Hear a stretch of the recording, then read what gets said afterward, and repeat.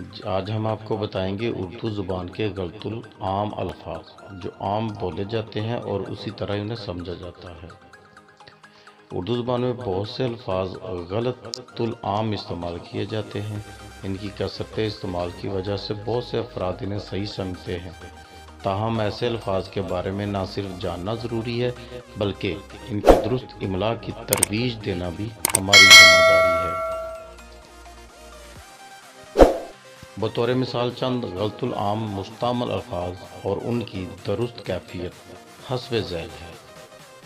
आप देख सकते हैं एक तरफ गलत इमला और दूसरी तरफ सही इमला लिखा हुआ है। सबसे पहले लफ्ज़ है इस्तीफ़ा, जो कि छोटी ये के ऊपर खड़ा ज़बर लगाया गया है, जबकि ये लास्ट में अलिफ आएगा, अलिफ से लिखा जाएगा।